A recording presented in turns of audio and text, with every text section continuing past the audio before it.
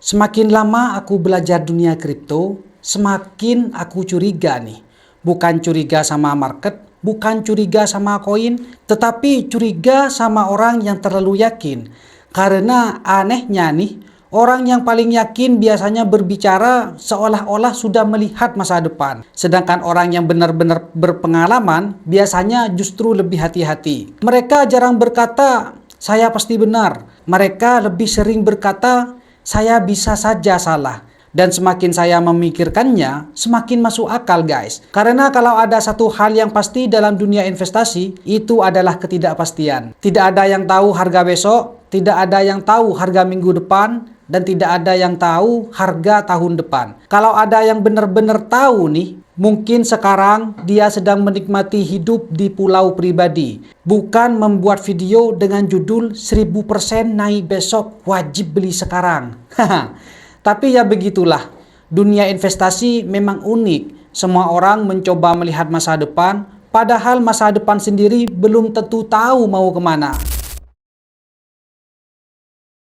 Assalamualaikum, halo guys.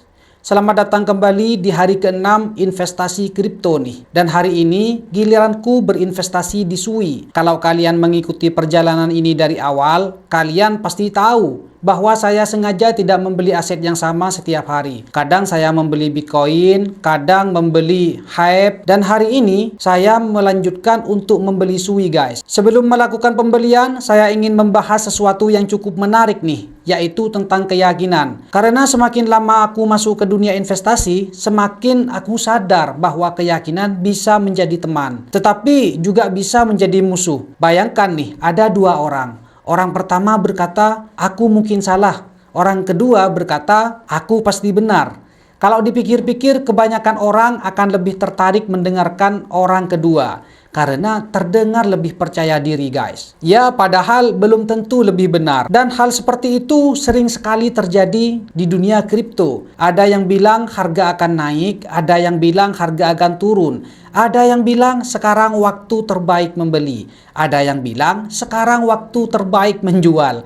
Dan lucunya nih, semua terdengar sangat yakin. Sampai kadang aku bingung nih. Ini mereka sedang menganalisis market atau sedang mengikuti lomba percaya diri? Karena kalau dipikir-pikir, kalau semua orang tahu masa depan, seharusnya tidak ada lagi yang rugi. Tetapi kenyataannya tidak seperti itu. Bahkan investor besar sekalipun bisa salah. Bahkan orang yang sudah puluhan tahun berinvestasi juga pernah salah. Dan justru dari situlah aku belajar sesuatu.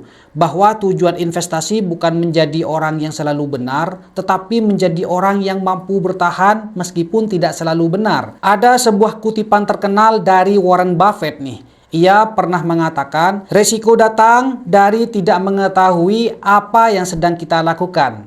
Semakin lama aku memikirkan kalimat itu, semakin aku merasa kalimat tersebut sangat cocok untuk dunia kripto guys. Karena jujur saja, banyak orang membeli sesuatu tanpa benar-benar memahami apa yang mereka beli. Yang penting ramai, yang penting sedang viral, yang penting banyak dibicarakan. Padahal popularitas dan kualitas adalah dua hal yang berbeda. Sesuatu bisa sangat populer, tetapi belum tentu bagus. Dan sesuatu bisa bagus, tetapi belum tentu populer. Karena itulah ketika aku mulai melihat nama Sui muncul di berbagai tempat, aku mencoba untuk tidak langsung terbawa suasana. Aku mencoba mencari tahu terlebih dahulu apa sebenarnya Sui.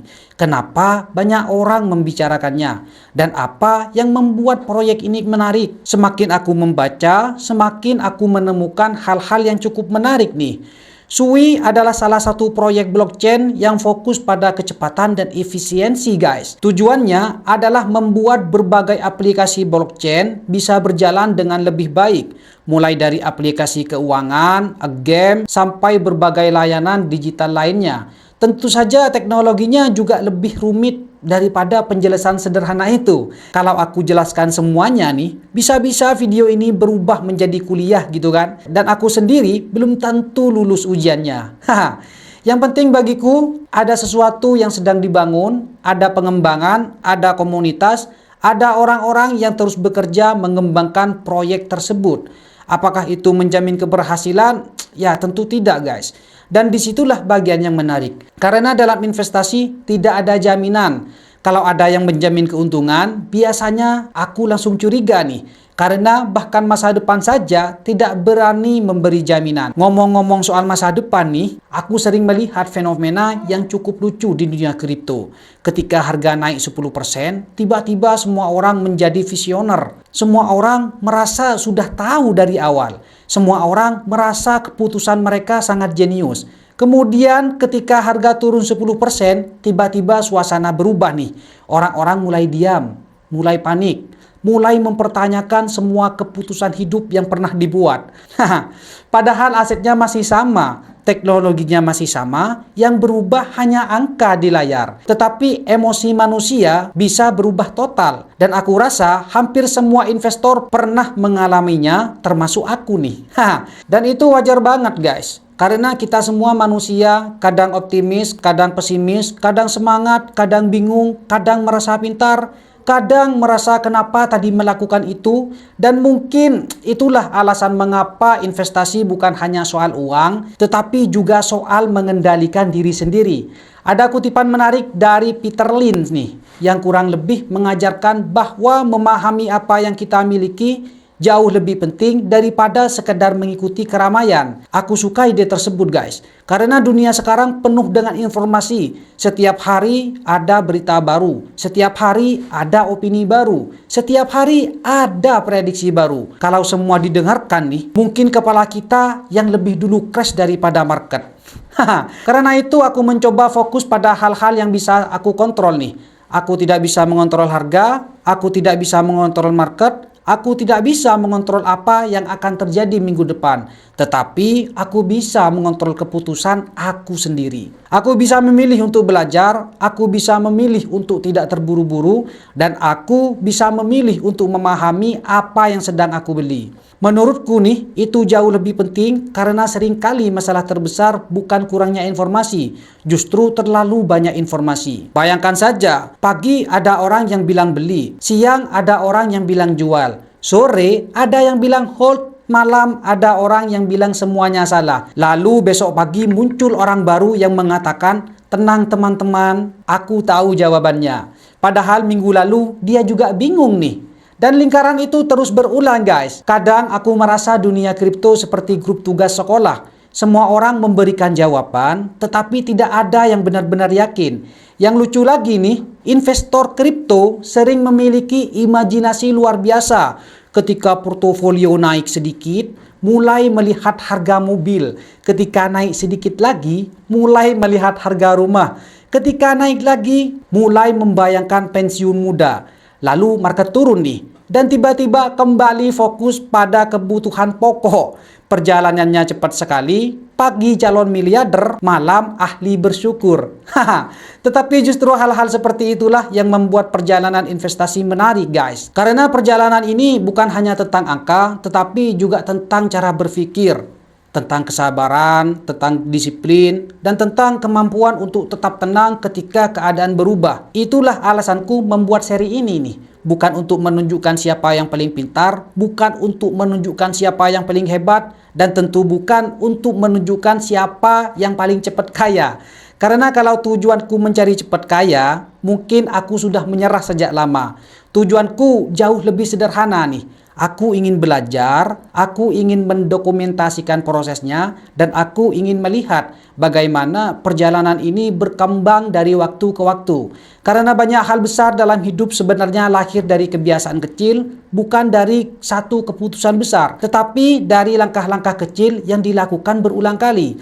Hari ini satu langkah, besok satu langkah lagi, lalu minggu depan satu langkah lagi, dan tanpa sadar perjalanan mulai terbentuk. Nah, setelah mempelajari berbagai hal tentang Sui, setelah mempertimbangkan resikonya, dan setelah menerima kenyataan bahwa aku tidak memiliki mesin waktu untuk melihat masa depan, hari ini aku memutuskan untuk menambahkan Sui ke dalam portofolioku nih. Bukan karena aku yakin 100%, bukan karena aku tahu apa yang akan terjadi besok, dan bukan karena aku mendapat bocoran dari masa depan. Tetapi karena aku melihat sesuatu yang menarik untuk dipelajari, dan aku ingin terus belajar. Langsung saja beli koin Sui ya, buka ajaib, masukkan sandinya, langsung deposit. Aku pakai kris ya guys. Tulis 50.000. Ini adalah sisa kerja kerasku setelah aku memenuhi kebutuhan hidupku nih guys. Ya.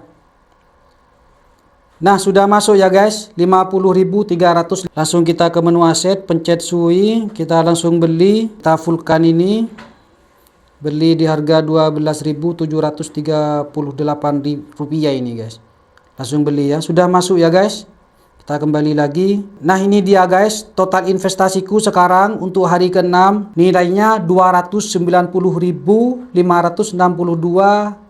ini. Dengan PNL min 2,81% nih guys. Jadi turun semua nih. Sisa cash yang nyangkut Rp362. Pembelian SUI hari ke-6 berhasil dilakukan. Hasilnya tidak langsung terlihat, ya pastinya butuh waktu dan mungkin juga akan ada banyak kejutan di sepanjang perjalanan ini.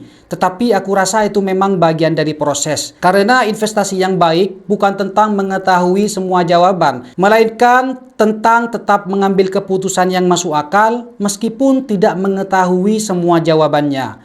Dan mungkin itulah pelajaran terbesar yang aku dapat hari ini. Bahwa ya tidak apa-apa jika kita tahu masa depan. Tidak apa-apa jika kita tidak selalu benar. Yang penting adalah terus belajar, terus berkembang, dan terus memperbaiki cara berpikir. Karena pada akhirnya keuntungan bisa datang dan pergi. Harga bisa naik dan turun, market bisa berubah, tetapi pengetahuan yang kita bangun akan tetap bersama kita. Terima kasih untuk kalian yang masih mengikuti perjalanan ini sampai hari ke-6. Semoga kita bisa terus belajar bersama, semoga keputusan kita semakin bijak, dan semoga kalau suatu hari nanti portofolio kita naik besar, kita tidak langsung mencari harga pulau pribadi nih. Ya minimal cari harga rumah dulu gitu kan. Sampai jumpa di hari ke-7 investasi kripto.